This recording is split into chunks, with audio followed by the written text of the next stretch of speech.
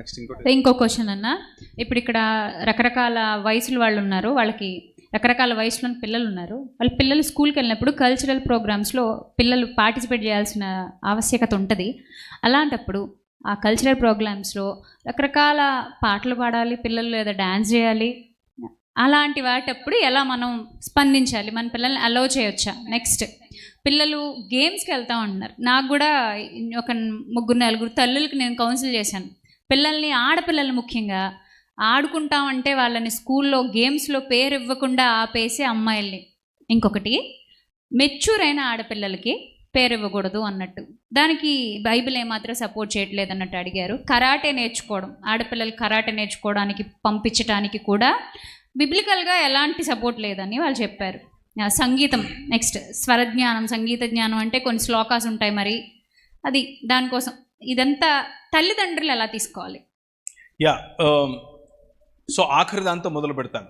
శ్లోకాలు అంటే మతపరమైనటువంటి శ్లోకాలు, మతపరమైనటువంటి ఉచ్చారణ, అలా చేస్తేనే దేవి అనుగ్రహం అనే పాటలు, అలా చేస్తేనే దేవుడు తృప్తి పడతాడు కాబట్టి అలాగే పాడాలి అనే పాటల యొక్క తరబీదు మన పిల్లలకు అవసరం లేదు. చాలా క్లియర్ కట్గా చెప్పేయచ్చు మీరు ఆ విషయంలో. అలాగే నాట్యం నేర్చుకునే క్రమంలో ఏ విగ్రహానికో, ఏ దీపస్తంభానికో, ఏ గురువుకో, ఏ ఇంకెవరికో ఆరాధన భావంతో, భక్తి భావంతో నమస్కరించి చేసి నేర్చుకునేటటువంటి నాట్యం మనకు అక్కర్లేదు. అది చాలా క్లియర్ కట్. కానీ సంతోషంగా నీలో ఉన్న కళను వ్యక్తపరచటం, నీలో ఉన్న కళను దేవునికి ఆరాధనగా బయటకు తీసుకొని రావటం ఏం తప్పు కాదు. ఫైన్ ఆర్ట్స్ అన్న, happy fine arts sir, excellent, చేయాలి.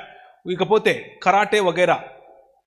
వయలెన్స్ అనేది బైబిల్ గ్రంథం మనకు నేర్పదు, మనం వయలెన్స్ చేయకూడదు. కానీ డిఫెన్స్ అనేది బైబిల్ నేర్పుతుంది. సెల్ఫ్ డిఫెన్స్ చేయాలి, ముఖ్యంగా ఆడపిల్లలకు నేర్పించాలి. అసలు కరాటే ఎవరైనా నేర్చుకోవాలి ఈ దేశంలో అంటే అది ఆడపిల్లలే నేర్చుకోవాలి, మగపిల్లలకు అక్కర్లేదు. ఎందుకు? వాళ్ళు ఎలాగో చేతులు గాల్లో వేలో ఊసేస్తారు. కానీ వాళ్ళను అడ్డుకునే శక్తి, మిమ్మల్ని మీరు కాపాడుకునే శక్తి మీకు రావాలి. మీకు ఆ టెక్నిక్స్ రావడం తప్పేమి కాదు, నేర్చుకోండి. ఇది నా అభిప్రాయం.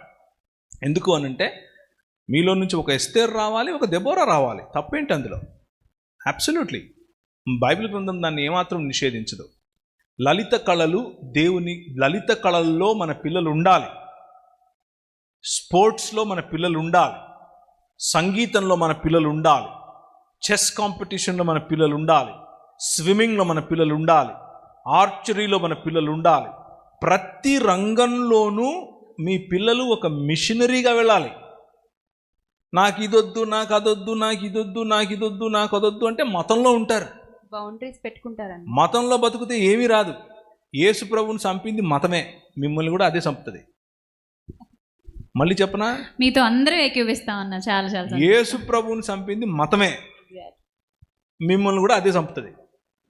ఆ మూసలో పెట్టి ఏం చేయకుండా చంపుతుంది మిమ్మల్ని. మీరు మగ్గి చచ్చిపోతారు. ఏమనుకుంటారు తెలుసా? నేను దేవుని కోసం బతుకుతున్నాను అన్న భ్రమలో చచ్చిపోతారు. అంతకంటే దరిద్రమైన బతుకు ఇంకోటి వద్దు. Live a free life. స్వతంత్రంతో బ్రతకండి. ఏంటా స్వాతంత్రం?